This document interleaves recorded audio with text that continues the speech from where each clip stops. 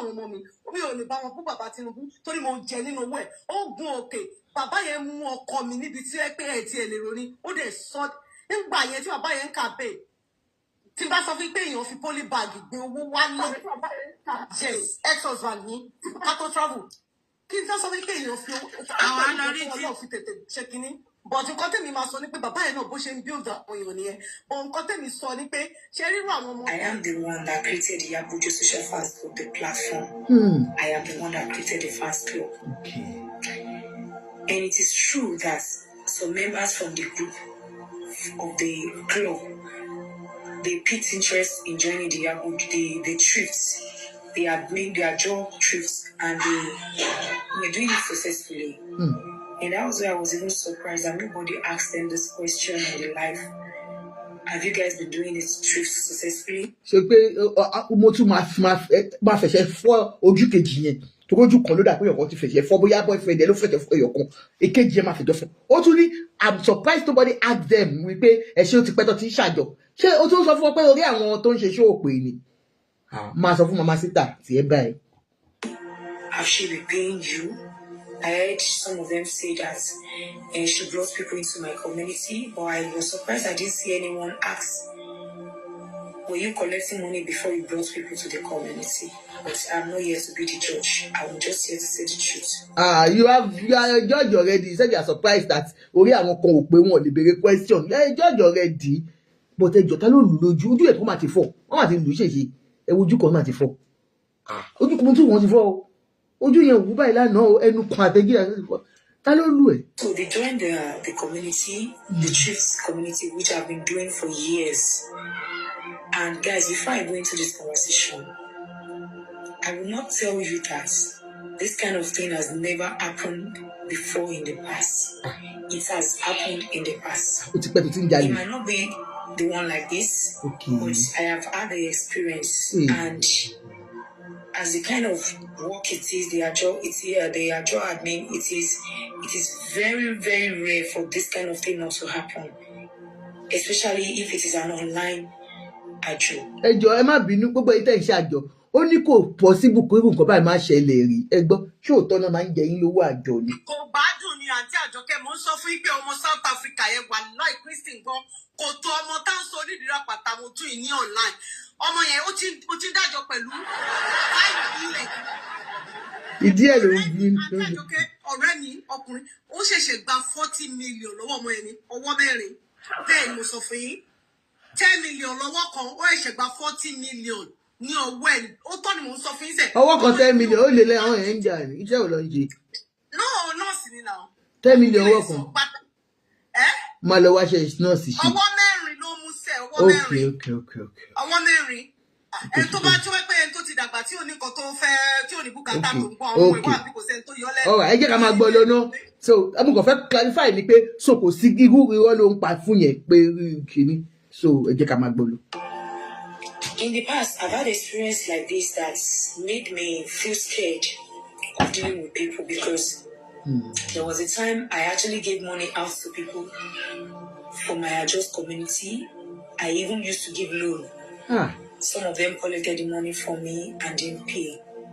That time, I am not even an online person. Ó ti di nepo nìyẹn àbí kí ló pè tí ìyá Àṣàkẹ́ ní òun lọ fẹ́ yáwó òun lọ yá nepo fọmọ òun nígbà tó fẹ́ lọ sí Àṣàkẹ́ láti lọ sí London. So wọ́n náà ń ṣe nepo ó lóun máa ń yáwọn èèyàn lówó owó napo àbí kílẹ̀ máa ń pè napo àbí so wọ́n náà máa ń yáwọn ó tún lóun máa ń yáwọn èèyàn lówó nínú owó àjọ alájọ. Owó àjọ tó gbà ìbò ló kó lọ́nà àwọn tó gbà lọ́wọ́ ìbò ló kó sí. Ó fọdọ̀ Yábọ̀ ló kó fún ó fẹ́ ṣàlàyé fún wa dẹ́gẹ́ àmàgbọ́. And I tried my best going to the police station, but everything ended up on me. I was arrested. I started paying money back to the length where I can't even pay everything. I had to leave it. Yes. And I vowed today that I would never in my life go back into a just business again. But at the long run, some members that the Ajo has been very helpful for, they came and said, you cannot just stop this Ajo like this. As their word, Yoruba will say, they said, "Ibiten your battery shubu, ibenon your man bag okay." That was their word there. and I started back. Say, okay, maybe I will not start with many, I'll just start with little people. Then I started doing it because, in all honesty, the Ajo has been very helpful to people, and in fact, I have never been benefited from the Ajo as people used to benefit from it. Because whenever it gets to my turn to collect money, I'm either using the money to pay back people's money that people's defrauders' money. But if truly you have not had it good, so what you about trying to me to buy pay you will have stopped. You said you have done it in the past and it didn't work out for you because by the time láti gbowó tiẹ̀ ni wàhálà máa ń ṣẹlẹ̀. Then why are you still doing it? That's a lie, Motun. I need to cover up for people. I will never use my own Ajo to do something for myself. That has been the experience so far. I am saying the truth. So that was my experience in the past, and that was what made me, at some point, I had to register the community because during the time when I was arrested, my lawyer asked me, because the lawyer that got involved then was like, okay, why would you be doing this kind of business and you will not register it? So when the members came back and they were like, okay, you have to register, you have to start a job again, I was like, okay, maybe I should register, which I did. I did CAC, I did everything, and that was how it went. So during the time, I actually got to be, there is a rules and regulation on the community in which I'm going to paste everything up here. So the rules and regulation states that you must pay before the time frame, or you pay on the time frame. You must not default.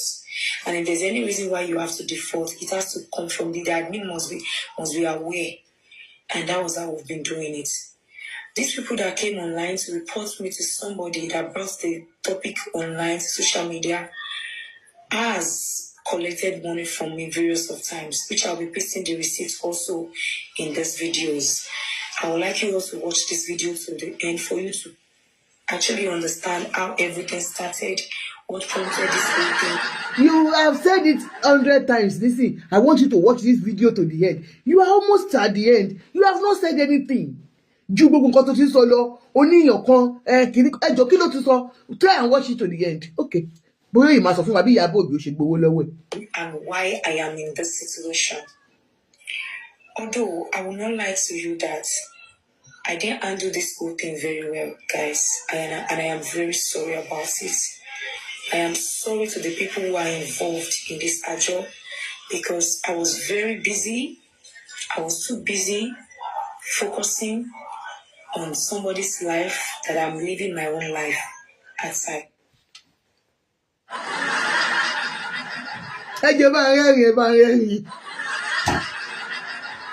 She was so busy focusing on Iyabo Ojo's life and neglecting her own life.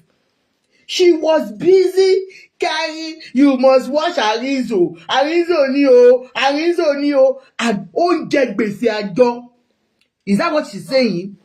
Iyabo has told you, kò wọ́n yín iṣẹ́ ẹ lọ wá ṣe. So you were so busy that you were neglecting your own job. Ṣó possible kìíní mo busy mi ò lọ ibiṣẹ́ látàárọ̀ tó pé mo wá fẹ́ ṣèké. Ní ìwà mọ̀ pé máa rí kọ́bọ̀ nínú èké yìí o. Ṣó possible? Kẹ́ imagine nǹkan tí bèbí yìí sọ. Ṣé kó tí ń dá lórí Ìyábọ̀ nsìn? Àṣẹ̀bẹ̀rẹ̀ ni. Ìyábọ̀, wọ́n ní wọ́n làwọn ń tẹ̀lé làwọn ò ṣe rántí owó àjọ. I was very busy. My mind and everything about me was busy to the extent that I am not even monitoring my own life. I was very focused on the progress of other person's life because of the love I have. And this love was taking a lot from me that I actually forgot that I am hurting people. When these people was trying to reach out to me to let...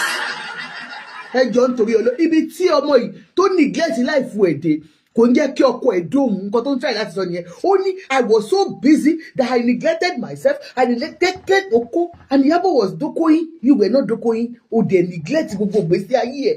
Iṣẹ́ ò ṣe. Ara ẹ̀ ò tọ́jú ara ẹ̀ mọ́. O wá rí ohun tó pò ń tẹ̀lé Iyabo.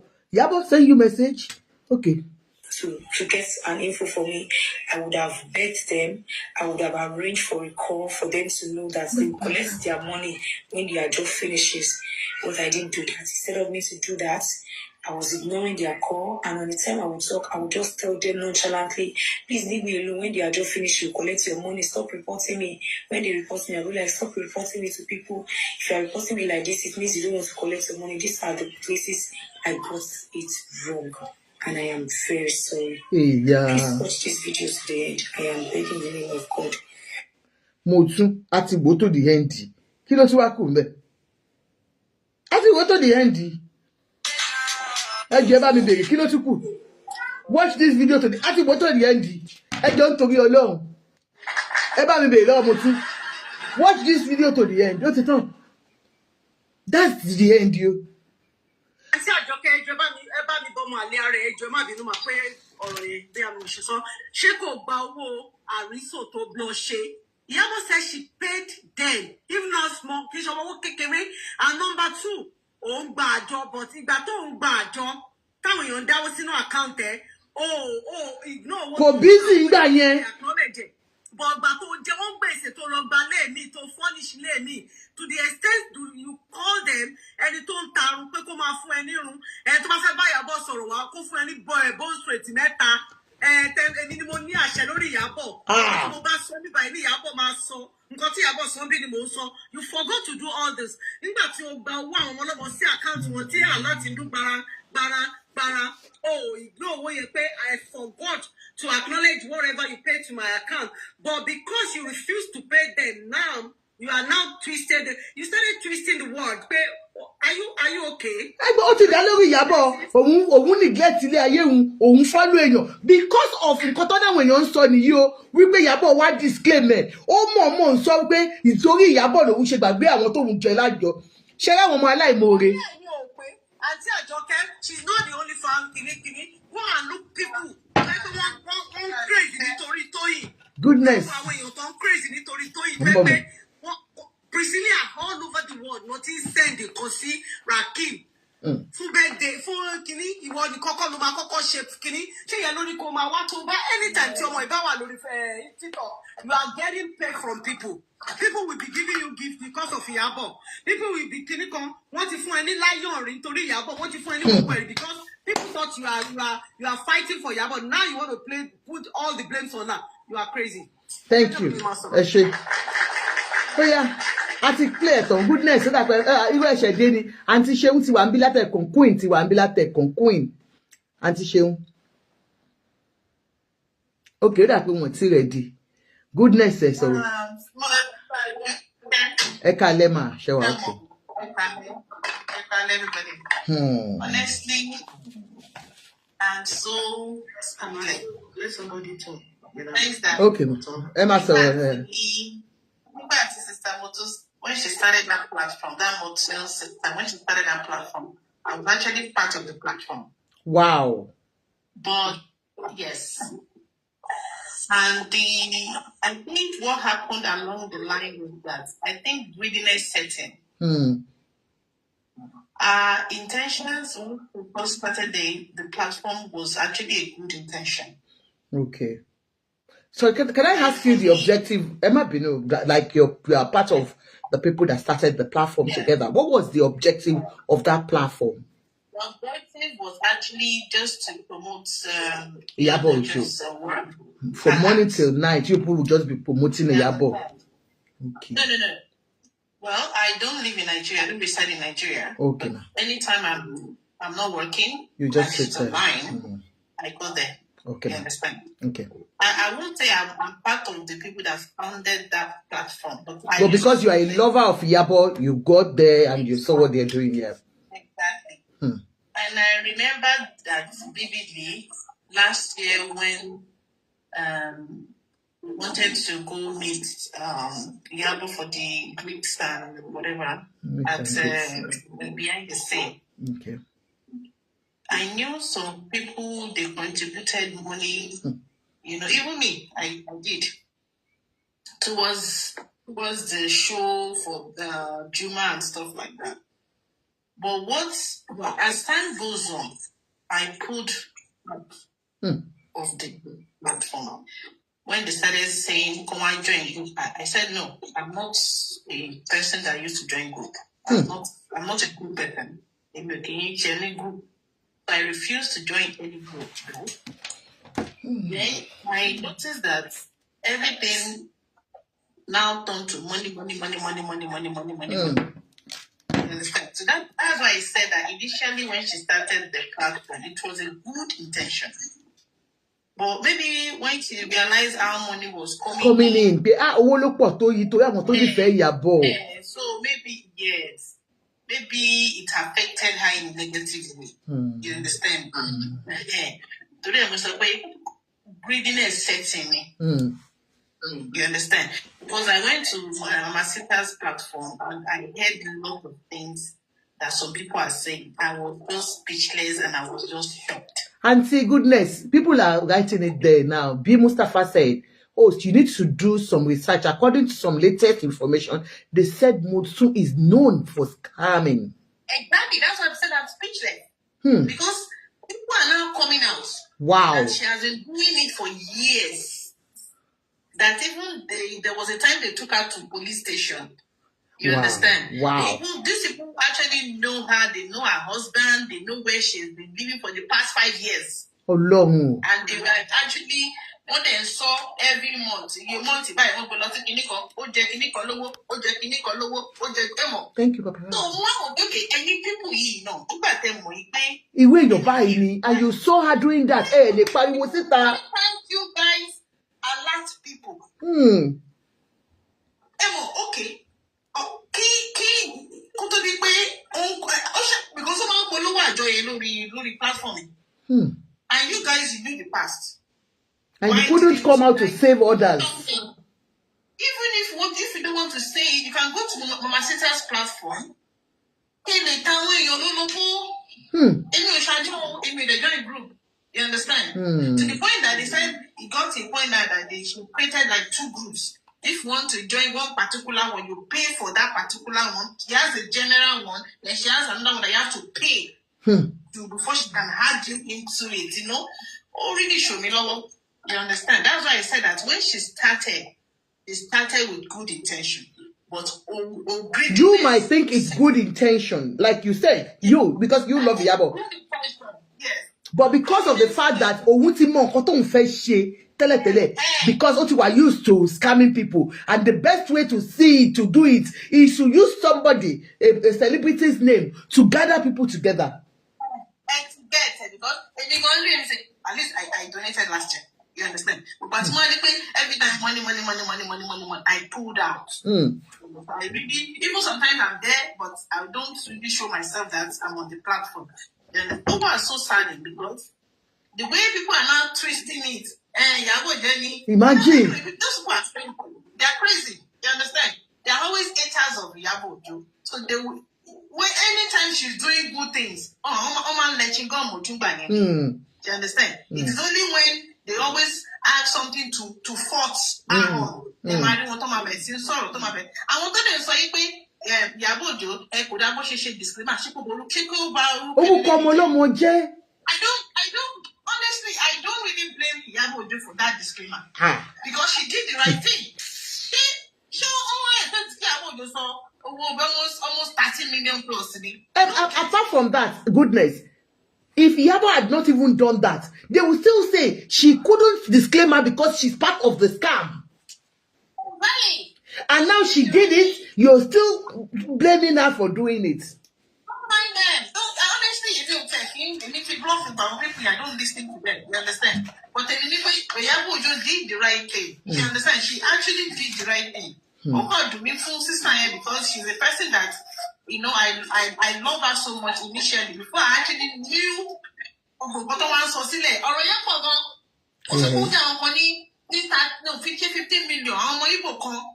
Years back. She ran away. They said she went to Korodu. That she's been doing that, you know. So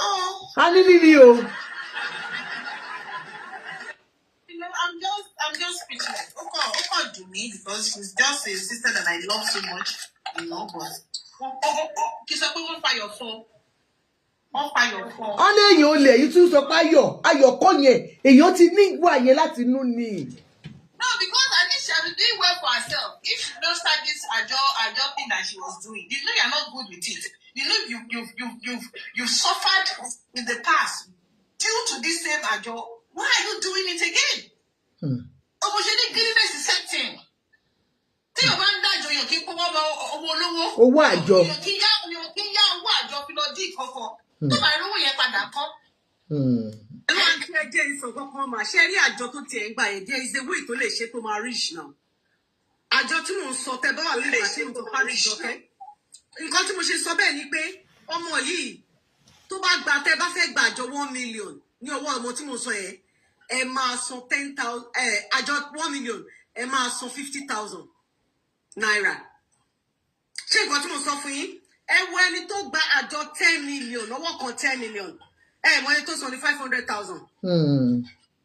Ó ti wo fi ẹ ti wà but inú yẹn máa wà wínílì láti ṣe ókè nígbà tí tó bá gbàjọ 10 million tí ẹnìkan gba 500,000 but tó wá di pé ẹni yẹn wá ṣe ọwọ́ mẹ́rin àti Àjọkẹ́ tó gba 40 million tí ọmọ yẹn gba 20 million bẹ́ẹ̀ ẹjọ́ ṣé ẹni yẹn kò dé ṣe ẹnìkan bẹ́ẹ̀ yẹn o ṣé ẹni yẹn ò ní reach. Àdéhùn ti wà pé owó yín ẹ̀yin tẹ́ bá gba ẹ máa san iye báyìí lórí ẹ̀. gba 2 million ẹ máa san bóyá bí 10,000 naira bọ́mọ yẹn ṣe ń ṣe nìyẹn and everybody was so happy wọ́n ṣe ní àjọ ayọ̀ ni pẹ́pẹ́ ẹ máa bẹ̀ ní àìmọ̀ èèyàn tó ṣì ń bẹ̀ mí. Mo tún wá notice pé ìkùnsínú ó tún wà láàárín gbogbo wọn. Àwọn tó láwọn Ìyábọ̀ Òjó fans àbí. Mo tún wá gbogbo gbígbẹ́ kan share among themselves. Maybe she doesn't share it equally. So yẹ gbogbo lásán tí ń dun àwọn members. Bẹ́ẹ̀ pa ìkùnsínú olè ní olè máa jẹ́ olùkùnsínú I know ó kàn jà láti sọ ni pé so. Ẹ yẹ kí n sọ pé kò tẹ́ tó ń jẹ́ lọ́tẹ̀ gbogbo àwọn tó jọ ń jà yìí àwọn tó jẹ lówó ni tí ò fún lówó àjẹ. But because they at least ó ṣàtúwò nǹkan mi mọ̀ kó sọ àwọn other things fúnkè tó bá fáwọn olówó kò ní pé kò ní ṣe kíní kan. Ẹ̀wọ́n kọ̀ wọ́n tún bring àwọn yẹn jáde ni. Ó ní ọjọ́ kan ìjọba lásán ó tún trigger the anger. Okay, ṣé wọ́n nìkan ni owó àjọ àrígbà wọ́n tún máa fún wa ní nǹkan ní platform ò tún ní pín fún wa wọ́n máa fún wa ní wọ́n ní jọ́gùn kí ló ń bọ̀ ní kópírìtì yìí wọ́n á tún bá ìbọn ní àjọ tó ní platform yìí kí ló ń sọ. Ẹni sùúrù àti Jimmy ẹ jẹ́ kó sọ̀rọ̀ sọ. Tó bá ní kó fún wọn ní 20k you will give them 2k. So the remaining money you will sit on it. You understand? So you're gonna something trigger a lot of things between the members. Tí wọ́n lè voice àtọ́ ń kù sáàrin ara wọn. Apart from the àjọ, ó tún lù wọ́n jìbìtì owó tó ń dá fún ẹgbẹ́ Ìyábọ̀ Òjó. Alábìkẹ́ ló jẹ́ káàkiri tú. Not even the people that are ìgbàjọ. Maybe it was Alábìkẹ́ that she brought close to her. Tó wá sọ̀rọ̀ àjọ fún ni ẹ rí pé orúkọ ẹlòmíì ló fi lọ sí àjọ. Ìṣèbí yẹn ló sọ̀rọ̀ yẹn síta. Wáyé táwọn tó wà nínú ibẹ̀ tí tó ń ṣàjọ. Tí wọ́n lè láhùn síta látijọ́ yìí. I said that you need to change the name of the person tó fi dájọ́ sílẹ̀. Why are you using this person's name? Ẹ jẹ́ kí n sọ fún yín, Alábìkẹ́ òun kọ́ ló fà á mọ́ra. Alábìkẹ́ she's the one that promoted her page in Facebook. Ló bá kọ́ àwọn èèyàn ọbẹ̀. Tó bá fọ Alábìkẹ́ mọ́ra ṣáàṣìrí máa tún ni. That's what I'm trying to say. Alábìkẹ́ ló jẹ́ káàkiri. Àbúrò Alábìkẹ́ náà wà náà àwọn tó bá jọba. Ṣèbí yẹn ló rìpọ́tì. Àbúrò Alábìkẹ́ náà wà ń bẹ̀ náà. Ìyẹn ló rìpọ́tì fún Alábìkẹ́ pé. Àwọn náà ni mo sọ tí ò bá ara nǹkan tí mo ń gbé greediness nìyẹn. Tí ò bá dín gbogbo ọ̀nà ọ̀bẹ yẹn. Ṣé àṣírí ẹ̀ máa tún ni? Ìṣẹ́ mọ́kàn tó ṣe dáa ẹ má get me wrong o. You need to share it. Kò sí mo ní àṣọ pé in this life you need to be contented. Nǹkan tó náà bá ti ṣe fún ẹ kò ní tẹ́lọ́rùn. Àìnídẹ̀ẹ́lọ́rùn òní mo rí gbogbo kìíní sí. You want more, you want more, you want more. Only she has different 5 types of àjọ. Only 22,001 every day. Only 50,001. Only kìíní kan. How can you run 5 different àjọ? Kí lè rán ẹ̀yọ̀ kan? I don't know. Oh God. Because me, I joined that platform because of Ìyábọ̀ Òjó. You see? I'm ready. Yeah, so they should not destroy somebody's name. Thank you, sis. Even the money I sent at that time, I sent it for how many people? I think I sent for 30, no, is it 30 people? Wow. I can't remember. To wear uniform, I became a fair for you. No, to go for the show. My shit. I didn't see anybody. She was the only one that I saw. I didn't see any. She didn't go with anybody. What you go get? So that's okay. That's fine. Greediness. It's also unfortunate. Thank you. But auntie ẹ má bínú gba te pe member wọn ni. Kí ló tójú ẹ kan wá wu ta ló lù lánàá. Wọ́n lù lánàá ni o. To rí ojú òun jẹta. Ta ló wá fọ́ lójú lánàá. Auntie Ajoke, she collected money for Iyabo's birthday. Àwọn èèyàn ó ní àwọn fẹ́ lọ fún Iyabo gift. Kò owó yẹn fún Iyabo. Really? Ó ní kí Iyabo birthday wọ́n ní gift káwọn fi fún as a gift. Kò owó yẹn fún Iyabo. Ojú abẹ́ lọ sí page ẹ̀. Ìjọ èmo dẹ̀ fẹ́ ní àbí kébì náà send ó ní bóyá kúrò bẹ́ẹ̀. Ojú abẹ́ gave them 200,000 pé go and share it among yourself. Ó wá ní àwọn mi. Seriously, nǹkan tẹ́ ìsọpọ̀jọ birthday ní last year. Ó tún gbowó. Ṣebí Iyabo sọ ń bẹ̀ lánàá. Ó ní kí ló táwọn èèyàn ṣe dá. Ó nígbà tó dáwó fún. Tó dẹ̀ rí pé òun wá sí. Tóun ò dẹ̀ dúpẹ́ lọ́wọ́ wọn. Dúpẹ́ lọ́wọ́ wọn. Ipe àìṣe owó birthday tẹ fún mi. Kí ló tí wọ́n wá sọ fóun gbà yẹn? Òun á fi bẹ̀rẹ̀ pé gift ń tán ní kó fóun dà. Mo tún owó máa rí gift. Ó ní kò sẹ́ni tó sọ̀rọ̀ ń bẹ̀. We arrest wọn dá owó fún. Maybe 300,000 or 400,000 for Iyabo's birthday. Ṣé kò ní time náà láti ṣe ni? Àbí owó tán ní kó máa fún àwọn èèyàn bẹ́ẹ̀. Ṣé she want to tell me pé kò ń gba owó lórí TikTok ni? Àbí iṣẹ́ tó ń gbé lọ sórí YouTube ò ń gbowó ni? Àbí gbogbo nǹkan tó ń rà t-shirt tó ń tà 30,000 naira. Ṣé kò ń gbowó ni? So which time wo ló fẹ́ sọ fún wa pé òun ta t-shirt Iyabo ní 30,000? Bẹ́ẹ̀ ni mo sọ. Ló bá tán. Queen ìpàdé mi ṣe ẹ̀dáwó. Wọn ò tí ì débẹ̀. Queen ni ó dàpọ̀ busy. Wọn ò tí ì sọ̀rọ̀ látẹ̀kùn. So ẹ jẹ́ kí n sọ fún yín láìpẹ́ òmìnira nígbà tó ń gba owó ìjọba ẹ̀ tó wá ní òní tà. I know she's going to say something like pé Iyabo òní tà. Ṣé Iyabo máa dákẹ́ ó máa jẹ́ kó máa borí fún wa? Àzá ò nà án. Ẹ má jẹ́ ká sọ nǹkan kan best friend Iyabo wọ́n ṣe sọ ọ́ tí sọ̀rọ̀ dèmi. Orí ìbà lórúkọ jẹ́ ẹ ká sọ tọ̀rọ̀ náà. Kí lẹ̀ ń sọ yìí? Ọmọ àlè ni kò dá. Orúkọ tó mọ́ tí wọ́n ti gbé lórí wọ́n tẹ̀. Ẹjọ́ náà àtijọ́ gbogbo tó ń gbà yín bọ́ lónà òun kò lọ torí gbogbo fún wọ́n ní ó ṣẹ̀ṣẹ̀ ní boyfriend kan ní ẹ̀gbọ́n máa ń tẹ̀lé wá sí wọ́n sọ ni o allegedly wọ́n ní yẹn máa ń tẹ̀lé wá sí set wọ́n ní yẹn ló máa gbé báàgì dání wọ́n jọ lọ gbalé ni ẹ mọ̀ pé ó ṣe mọ̀ àwọn ọmọbìnrin yẹn tó ẹ̀kú wọn ní tẹ́lọ́rùn and this is a lady tó ló ti bímọ méjì Ọlọ́run dáríjì mi fún bàbá méjì olúkálùkù náà ló ní tiẹ̀ lára bá mi kí ni o but you have to work for it ó yẹ kó work ara out pé kí ló ń ṣe Iyabo ni ẹ náà ṣé Iyabo lè gbàgbé ok kí ló dé tí Iyabo ṣì ń pe mentor ẹ sínú kínní tí yẹn ń da lóhùn lójoojúmọ́ kí ló tó ṣì ń pe tó kí lórúkọ lédi yẹn sí. bẹ́ẹ̀ má bínú ẹ jẹ́ sáyé àdírẹ́sì ọ̀rọ̀ kan náà so gbogbo ẹ̀yin tẹ̀ sọ pé ó bọ̀ ọ̀bọ obìnrin Iyabo disrespect ọ̀bọ obìnrin èèyàn tó ń bínú lọ́wọ́ ẹ̀dẹ̀mọ́ tó ọ̀bọ obìnrin náà ṣe máa ń sọ̀rọ̀ ṣe mọ̀ ìsìláì tó bá yẹ pé tọ́jọ́ nírapọ̀ ọmọ sáré kọ́ torí tọ̀ so kò disrespect ọ̀bọ obìnrin and màmá àti ọmọ ni ẹ̀gbọ́n àtàbúrò ni so ẹjọ́ kò disrespect torí ẹ̀yin kan ń gbé kiri stop doing that ẹ má instigate fight tẹ parent tó wà nasty ẹ dá wọn mọ̀ lórí Facebook tẹ́kùn tó bá ṣe gbé fún ọba ìṣẹ̀kẹsẹ̀ wọ́n máa gba tọ́ sẹ́nu Iyabo is not like that so please ẹjọ́ Aunty Jumi ẹ continue. sọ ni pé kí lórúkọ léjì yìí tí Iyabo máa ń sọ pé òun ló jẹ́ kó òun máa rántí ẹ ṣì ní kó wà lórí ẹ̀kọ́ sẹ́rẹ́ tí Iyabo máa ṣe tí ò ní sílẹ̀ tó bá ti bá bẹ̀ jẹ́ ó dẹ̀ mú lọ ní ó nígbà yẹn òun ò tí ì ní nǹkan òun àwọn pẹ́rẹ́ǹtì ẹ̀ lówó náà bò òun lọ bá lédi yẹn kí lórúkọ mọ́tò Akíntọ́lá bíbá Akíntọ́lá yes dẹni eléyìí ó sì sọ pé this is my godmother bẹ́ẹ̀ ló ní Bímbọ́ fẹ́ fi jùlọ at least bóyá kò bí ìròpó bá 10 years kọ́rẹ́ ní àti Bímbọ́ lẹ́gbẹ́ and Iyabo she's 48 ṣé nǹkan tí mo sọ yẹ yín but she seem like ẹ tó gbé ilé ayé mi dìde tí mo fi jẹ́ Iyabo tó fi mọ̀ mí nì ẹ jẹ́ kí n respect ẹ̀ ṣé ní gbogbo ipò tá a bá wà ní ilé ayé ẹ má jẹ́ kí ojú kòkòrò jẹ́ ká bá bẹ̀ jẹ́ ojú kòkòrò le kí ni yẹn ká ní pé kì í ṣe pé kí ní ìtì apple sọmọ ìrí ni èèyàn sọ pé bóyá kò ní time lóòótọ́. àti Jumi ṣe mọ̀ pé Iyabo tún sọ kiri kan tó sọ fún gbogbo ẹni ṣe mọ̀ pé ìgbà tó sọ pé ó wá cheap labour ó ní kò sẹ́ni tó gbáwájú kámẹ́rà kọjá tó wò fún lówó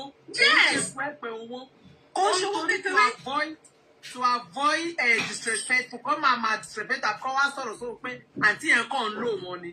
Iṣẹ́ ẹ̀gbọ́ngbà tí Manfred ní gbọ́ngbà tí pàtẹ́ sọ fún pé she must pay what's her name Priscilla ó ní yes of course. Yes màtí wọ́n sọ fún tọ́jà pọ̀ ló sọ pé you must pay Priscilla ó ní I will pay you kò sẹ́ni tí ò sanwó fún títí kan kọ́ mú ẹ̀yìn tó ọba tó gbà púpọ̀ bọ̀ tí ọjọ́ ní fíìmù ní bọ̀ tó sì ṣe nǹkan tó yẹ kó ṣe nǹkan tó máa ń pè ní ẹni tó mọ nǹkan tó ń sọ nìyẹn. That money is too much now. Ṣé Ìyábọ̀ ló ní kó má mọ̀ gbà tó ń gbowó sákàǹtà ẹ̀ but ìgbà tó yẹ kó pay out. Ní ògbà 20 million gbà kí ló dé? Àwọn òun ni mò ń sọ fáwọn èèyàn yìí, àwọn èèyàn ní kò possible kéèyàn ní ọmọ tí mò ń sọ yìí South Africa ló wà. Ẹ lọ bèrè àdúrà ló ń jẹ́ ní South Africa kò sẹ́ni tí ò mọ̀. Àjọ ẹ̀ fọ́ kínní àti àyọ̀fẹ́. Ó ní àwọn tó ń dá 500,000 every week ó ní àwọn tó ń dá 500,000 every 2 weeks ó ní àwọn tó ń dá 100,000 ó ní àwọn tó ń dá 200,000 ọmọ yìí orí ò fún àjọ ẹ̀rí mi tí rí 5 years ago ni mo ti mọ ọmọ yìí. Èmi ò ṣe báyọ̀ dá olórí Adédèjì mi ní lọ́kè. Èmi náà ṣe mọ̀ ìgbà kan mo fẹ́ try ẹ̀ but ẹ̀wọ̀n ajẹ́ ká jáde ọmọ dáàdì mi ti dáàdì kọ̀ kárẹ̀ lọ parí. èmi màá lọ kówó yín Fáyìndé àánú yín ṣe ní agúlọ fi ṣe ẹ mọ̀ pé a fẹ́ ṣe Àwùjalẹ̀ àmì ìdòwò ẹ̀ ń tunu. ṣé mo ń kọ́ bẹ́ẹ̀ ó tó ṣọmọ yìí ní pé wọ́n tún wá sọ pé ó wà very very very disrespectful ó wà arrogant ibi tó bá bá sọ̀rọ̀ pé kíní kan ló máa bú wọn náà ló máa block wọn ò tí ì parí àjọ oyún alájọ kúrò ní àjọ rubbish ló nìyẹn. ọ̀ṣẹ̀ ìbọn tẹ̀sílẹ̀ kan ní ó máa ń gba àtúntò síbò mi á lọ àtúntò síbò mi. ó mọ̀ ọmọ ó lè nìyẹn náà wàá yọwọ́ kúrò wàá ti. ọkọ tó sọ fún nínú voice note ẹ̀ ṣé ó sọ pé. ọlọ́run ti lọ jẹ́rìí lórí ẹ̀ náà. èyí tó ṣe yìí sì. àtàjọ kẹ́ni kó parí ẹ̀ ní pé sódà. kò sí nǹkan kan tó sọ nínú ẹ̀. tó sọ náà nìyẹn ó ti sọ fún mi. kò sí nǹkan kan èbó wù mí.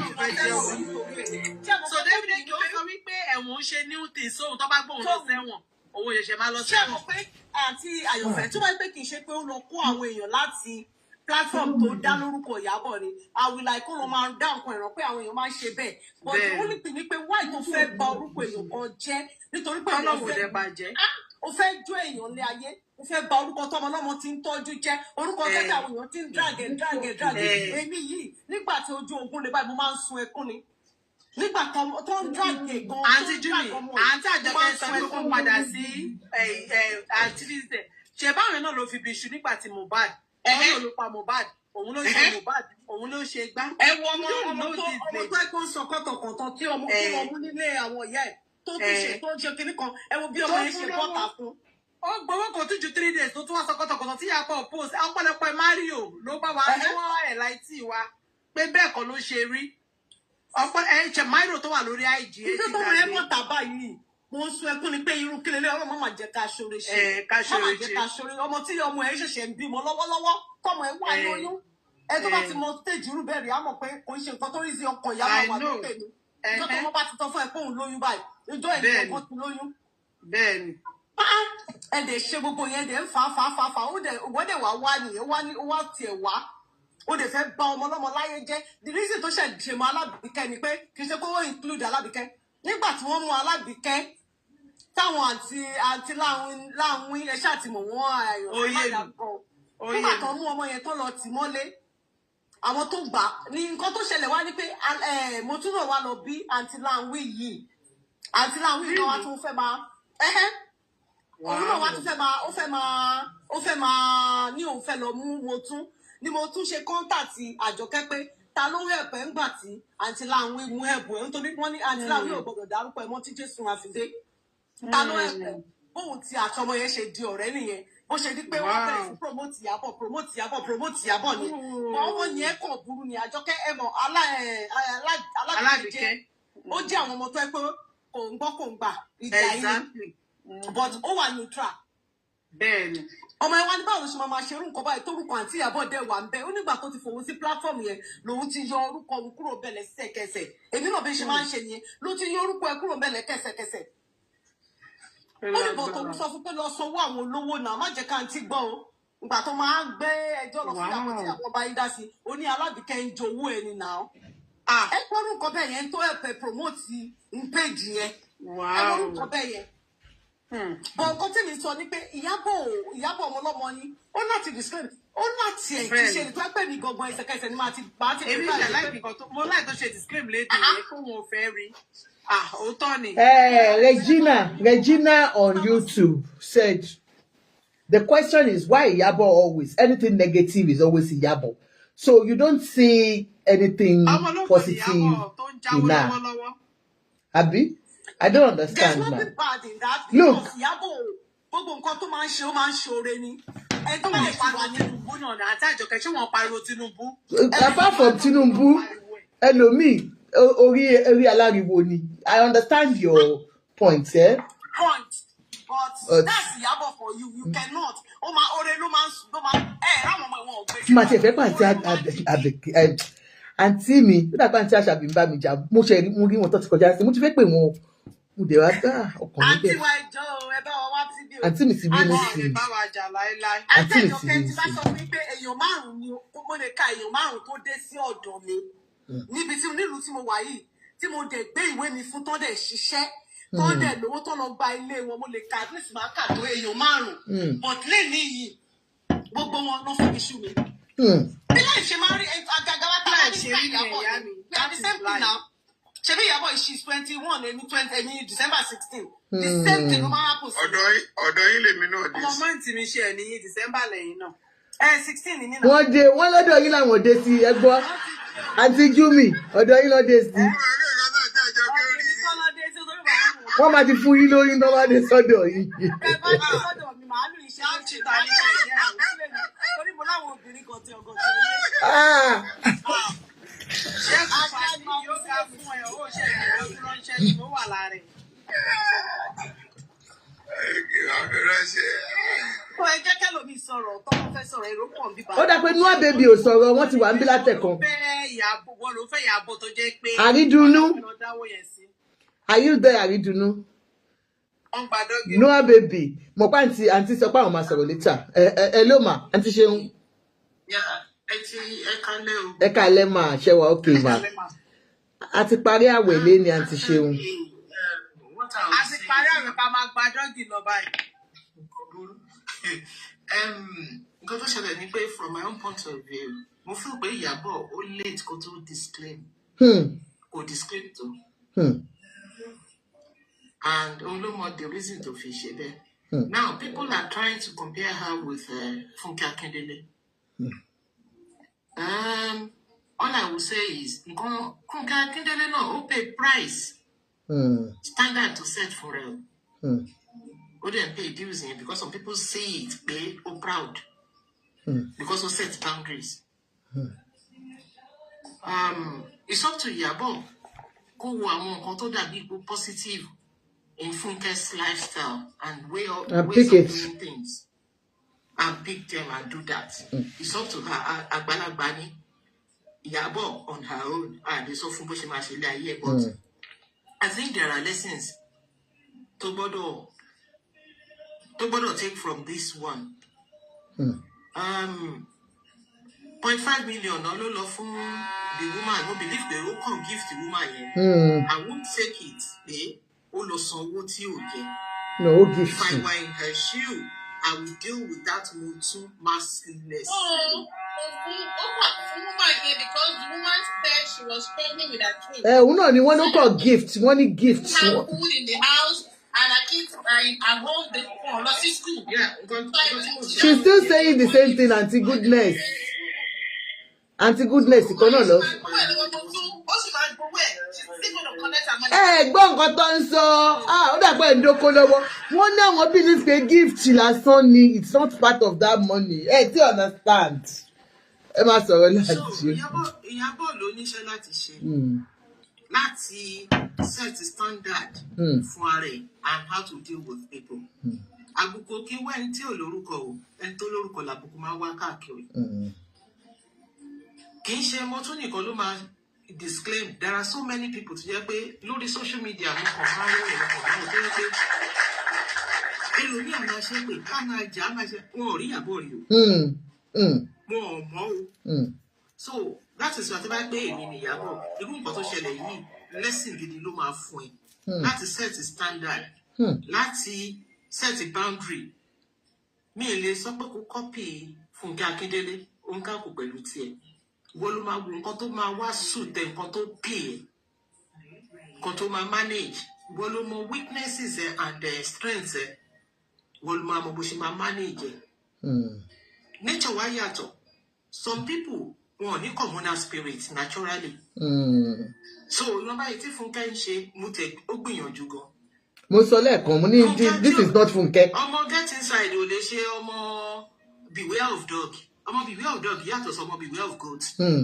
Some people beware of dog, you know, if you bring him up. Some people beware of goats, you know. So, and at that age, I should look at myself from Agbalagba pé báyìí ló ṣe yẹ kó ṣe ní ayé. So, only like to disclaim many people.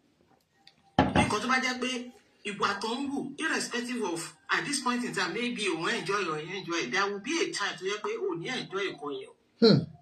Go stand clear of them. And it's not only Iyabo, everybody to bá ti lórúkọ tó dàbí pé ó jẹ́ public figure. You need to distance yourself. Kudos to Funke on that. But then, Funke pay price pé, oh proud, I don't give you a damn. Tell me anybody who say I'm proud. Continue me ò fẹ́. You will never see me personally as a person on a platform ibi tí wọ́n ti ń ṣépè. It's not that way mi ò mọ̀ wọn tó bá ti ń ṣépè báyìí mo gbórí mi wọlé nìyẹn. Lórí àṣìgbàdúrà kò tí ì gbà. Mi ò dúró mi tán ti ń ṣépè. No. So that is it. It's up to Iyabo. Only many things láti ṣe láti many redresses ló gbọ́dọ̀ ṣe. Because Iyabo is not just anybody. Common household mọ orúkọ ẹ̀. Kò dẹ̀ ní fẹ́ kán ba orúkọ yẹn jẹ́. Tí mo tún bá ṣì bọ́ síta, àmọ́ mi tó ń ṣe ìgbẹ́kọ̀lá tí ò tí ì jáde. Àgbàlọ́ náà dẹ̀wà tí ń dà yìí, Ọlọ́run á fún ní wisdom. Amen. Láti manage ilé ayé ẹ̀. Láti lè fi legacy tí láti jẹ́ pé àwọn ọmọ ẹ̀ wọ́n á lè wà proud of her in future. Orúkọ yẹn ò ní bàjẹ́. Oníṣẹ́ tó pọ̀ láti ṣe. So I'll leave the stage. Thank you, sis. Thank you very much. We have the anything for you. Welcome. Auntie Detala, good evening, ma. How are you, sis? Okay.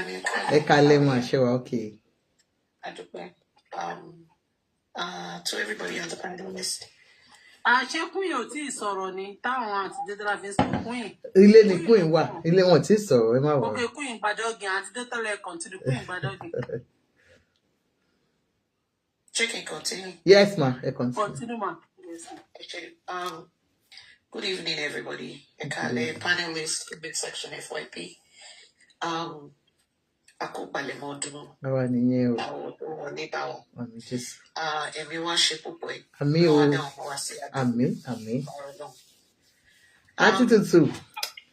There's I don't like to talk on trending issues per se. But I think was it day before yesterday or yesterday was I heard Iyabo making a disclaimer that the lady Moto, she's not invited, and she took back the tickets that she gave her. As to everybody else, I have a right to my own opinion. 100%. I don't think she should have handled that way because the Motu happens to be an actor in that film as well. She could take the invite she gave the other people, but telling Motu not to come to to come to the opening or whatever they call it, of the movie to acting. I don't think, like I said, my opinion, I don't think it's right. Okay. Motu, yes, from what I've been hearing, misbehaved in the sense that whatever she did with Yabo's name, there are 1,001 ways to handle such situations. I know Yabo from afar. When I go to Nigeria, I've been to a club like 3 or 4 times. That was before. But anybody that knows Yabo knows that Yabo is, that's her nature. Bí Iyabo ṣe máa ń react sí nǹkan. Àwọn èèyàn máa ń pick on it. Her reaction is what people use against her oftentimes. Let me put it that way. Bí mo ṣe ń hùwà yàtọ̀ sí bẹ́ẹ̀ ṣe ń hùwà. Bẹ́ẹ̀ ṣe máa react sí nǹkan ó yàtọ̀ sí bẹ́ẹ̀ mi ṣe máa react sí nǹkan because fingers are not equal ní ká ọ̀dọ́gba. Bí Ìyábọ̀ ṣe mọnú bí nìyẹn. But because Ìyábọ̀ mọnú bí bó ṣe ń bí yẹn, àwọn kan wà nkọ́nà ìyẹn ló máa ń bá nǹkan. Ló máa mú dání. Ló máa fi ṣe ìwà wù sí.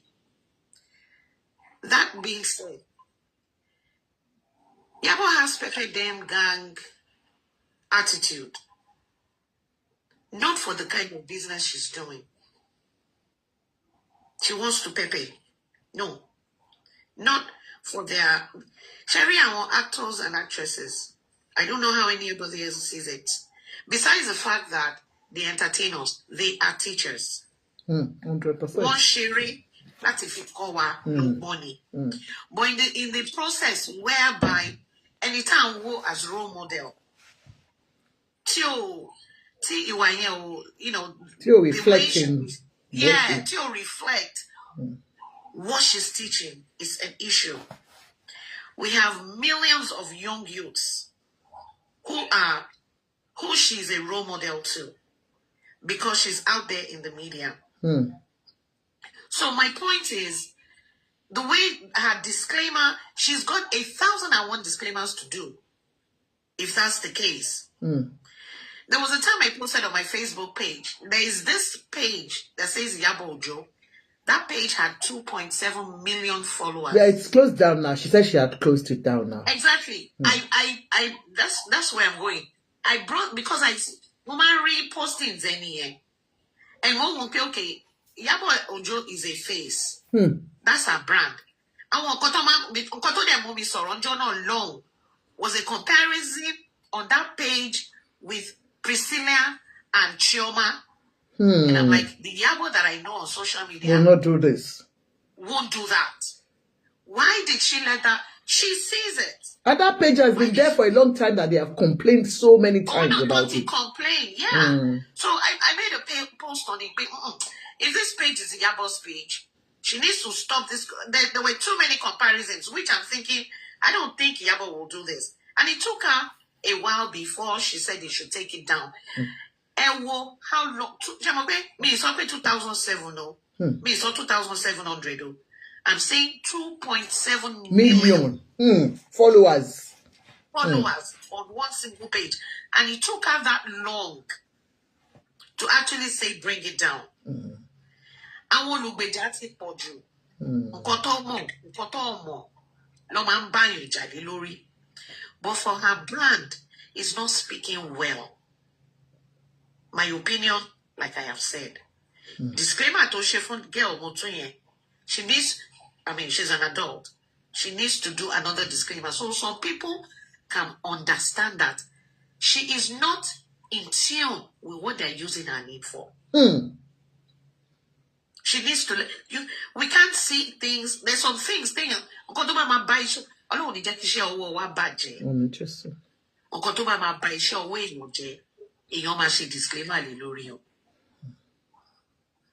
Iyabo is a pepe woman. That's her nature. That's her nature. But not everybody likes it. Amazing. Tí máa fẹ́ bá yàn jà, mi ní dárúkọ ẹ̀, ṣùgbọ́n tí máa sọ̀rọ̀ wá mọ̀ pé wọ́n mò ń bá wí. Tó bá bú mi mo lè máa fi rẹ́rìn. Tó bá bú mi mo lè máa kọrin fún ẹ. But you will get the message. She has a brand. She is a hard-working female. She shouldn't let them run her brand. But only to be careful. She's been on the streets way before all these young girls. You cannot be nice to everybody. You cannot say, no, you can't. It's not going to work. It's going to be turning back in a negative way on you. Because I want to kotira, only limits. Yes, as a mother, for also pay yes, mommy, we don't know what they're doing. So that disclaimer that she made is right. She has all these disclaimers to do too. And her saying, I don't know the Muslim girl, I don't want to know her. But she acted in that movie. Yabo could have disciplined her another way. Unless Joe Basino movie a local. Toba one me feel to the right that is often people might be there. I want Kinito Kofu invite. So she gave her 15 invites. Yes, only Bapa Kofu and Kodawa, Kadabaya, Ode Dakumbe. Yeah. Auntie Detola, thank you so much. I just want to interject you on the fact that you said she cannot tell her not to come. She can. Because you acted in my film, like I said, I've been in that industry. I've been in that industry before, ma, and I'll tell you, because I acted in that film, yes, that's our opinion. Because you acted in that film does not give you the right to be there if I don't want you to come over there. It's my premiere. I have paid you. I understand. She was paid for the job, coming to act her own parts. So that is not the location. There are people that did crowd scene.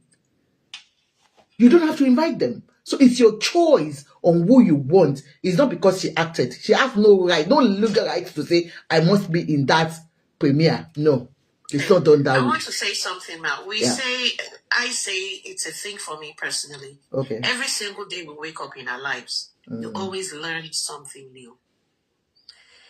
I gave my opinion now regarding that. You, because you've been in that industry before, you understand it from the Miarata. 100%. No. And even like you made another point now, okay? That is in a movie or whatever. Yes, you can invite all those people. But I said that because I thought she had a major role. Not major like that, but a significant role. Let me put it that way. But now, but for me, understand it. Yes, ma'am. Because you've been in that line. Yes. Let's just soften me. I'm an outsider. Yeah. And what I see on the outside is what I'm saying. Yes, ma'am. So, yes, ma'am. But only that to make other disclaimers. Of course, 100% Antilia Aduke, because I've seen a lot of people that Yabo rules with that you'll have thought that, But like I said, she's somebody that you cannot advise, and but she said Emma Binoma, she said it 4 years yesterday. That's sharing most, let me say most, quote and unquote, most people are blinded by celebrity favoritisms. Celebrity Tabantele, Amy, from what I see on social media, I pick on my interactions, my limitations with you. She said it that alone, how did she put it? I understand. I saw that. Meaning anybody that is calling her, that is attaching herself to her, they can be discarded at any time. It's her opinion. She's an adult. She understand. So our people calling themselves her fans needs to know the kind of rapport they will have. And she said that because somebody came online, somebody that she knows, and it's Momo. I know her and Yabo. I know your friends, yeah. Yes. I know them as in well. Yeah. Canada, anyone they marry around. But the way the person, approached her out there, that was what happened. Yes. We talked about it before you came. And I will tell you this. Immediately I saw that thing, I actually called that person here in Canada and I said, Temi Atiyiban sorrow. I'm Obashiman sorrow. But when you're outside, but when you come on social media, it's a different thing. Yes. Because you are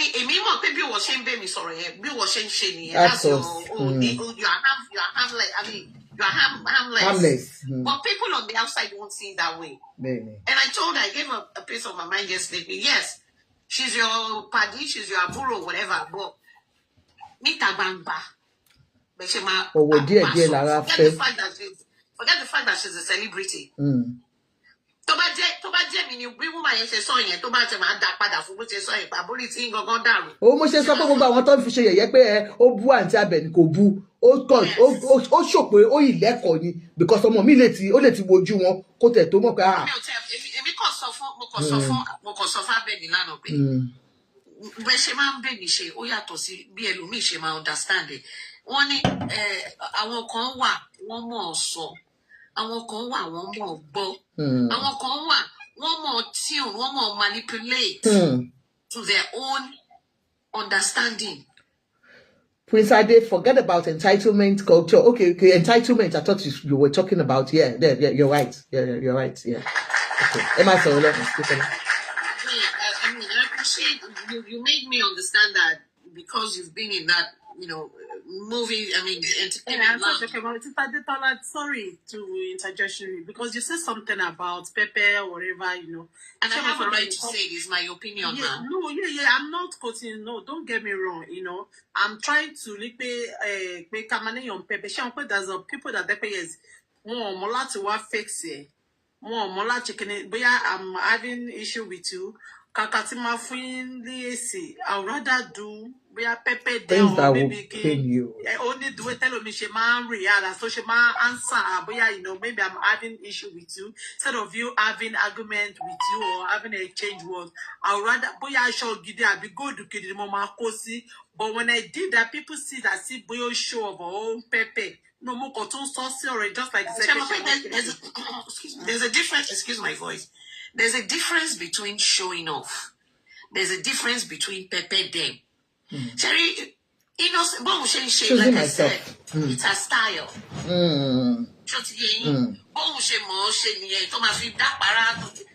them is a paradida. You are right. Pepe them is a para. Shawari Pepe them, and walk on one corner. It's not a para. It's my opinion. I'm not arguing with anybody here. No, I'm not trying to correct you. It's my own. No, don't correct me, man. No, Auntie Goodness. Okay, Auntie Goodness. What you call apara, she might mean Pepe them. Whatsoever it is, it's her own opinion about okay. I understand her perspective. I understand what she's saying. And I'm sure most okay.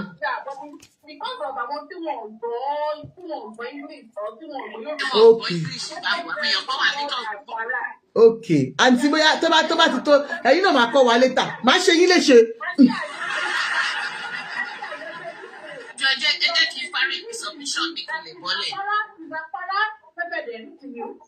I don't understand English. Auntie Goodness, mute. Ẹ yẹ kó parí ọ̀rọ̀ tí wọn. Can I continue with my submission so I can drop? Hey, John now, Auntie. Okay, Emma Soroni. Like I said, apara to Pepe them to me is apara to a me so anybody, and I have a right to disobey. Sherry, be tell your batting shape Pepe them here. Àwọn supporters èèyàn tún máa báyàn yín sí. Ẹni tó ń ṣe Pepe dem yẹn kàn lè máa ṣe tiẹ̀ kọ́kọ́ fi pò pé kò lè get ẹni ìkúrò wọn òun ò kíá. Bọ́ àwọn kan wà tó ń fún ẹ̀lẹ̀ ló ṣe máa ń jẹ́ kó máa ràn. Èèyàn dẹ̀ ni showing off. I'm not talking about Iyabo is a person. Ó wọṣọ, ó múra. She's stylish. She's a fashionista. That's not showing off. That's who she is. But oftentimes we see her on social media. The gestures and everything. People, as Yorubas, people read meaning to every single thing you do in your life. Only the meanings here, only man the meanings here. But ori pe ìjà ti wà ńlẹ̀. Òun ló ń bá wí, èmi ló ń bá sọ, wá ti bọ̀, tí ò yẹ kó rí bẹ́ẹ̀, ẹlòmíì kàn lè máa ṣe fàájì ẹ̀ jẹ́jẹ́, innocently. But as ọmọ Yorùbá, tèmi mọ̀, tèmi understand. Pepe, èmi náà ń ṣe Pepe dem. Tó bá bú mi, màá lọ wórin èébú, màá gbé sórí page mi. Mi ní dárúkọ ẹ̀ sí. But tó bá ń gbọ́, wàá mọ̀ pé wọ́n mò ń bá wí. So where is oníkálukú bá ṣe yàtọ̀? Yes, I'm not gonna come and say olórí burúkú but orin tó máa wẹ̀ lára, I will play it. Okay. And if you are tó bá jọmọ Yorùbá, tó mọ̀rọ̀ tó gbọ́rọ̀ wàá mọ̀ pé yes báyìí ni. That's all I'm saying. Thank you, ma. Yes, ma'am. Thank you so much, ma. I understand you. Thank you for clarifying things. Thank you for your own kini, and we really appreciate it. But Auntie Ajoke want to say a lot nípa ti ọmọ mo ti yẹn ní kò fẹ́ sọ reason to feel botany because people want to sọ fún tipẹ́tipẹ́ pé she needs to come out tó òun ló ní kó máa gbowó ó fẹ́ lọ àti tí ó máa bọ́ta and ní ọjọ́ I think that was Wednesday somebody have to be like pé òun ìyàbọ̀ tó bá bọ́ síta I'm a bit when you want to come here, and you know what? And the person will have to call her. Like, I'm a bit when I'm a drag, get be whatever. And it's all, but what disclaimer money because now I'm ready to movie. Go movie, I'm a make sure I'm about shaking it on it. I will fair on my bed in movie kinikoni be kinikon. Oh my stay. That is why she came out. She said she don't need to because she don't have to. But because our team drag it, she needs to come out and explain that.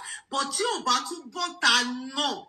You know she mama so say I didn't want to down funny, call a fish, whatever to fish, keep movie and shaking it con keep shemo. She did I think because a lot of people to marry Romo to Jade to so I will confession to my she has been into jail because of this matter. And she now like telling people that okay, òun ti share rí òun gba owó àwọn ọmọ yẹn òun ò ní time. Come on now, ẹjọ́ tẹ́yìn náà bá wá ṣe nǹkan tẹ́ni tó ti pa àwọn èèyàn ló lẹ́kún bẹ́ẹ̀ yẹn ọ̀pọ̀lọpọ̀ èèyàn àgàgà ẹni tó jẹ́ pé widow ni tó ní òun kàn dáwọ́ yẹn láti fi sanwó school àwọn ọmọ wọn wàá rọ ọmọ school san blah blah blah. Ẹjọ́ máa ẹ̀yin náà máa I think I can understand what you are saying pé but ẹ̀yin náà máa ṣe ẹ máa ṣe pé ẹjọ́ jẹ́ kí sàní sàtánì máa lọ kí èmi iṣẹ́ tí mo ṣiṣẹ́ fún tí ò ń ṣe iṣẹ́ multi it's not just only 1 million na iṣẹ́ multi millions náà.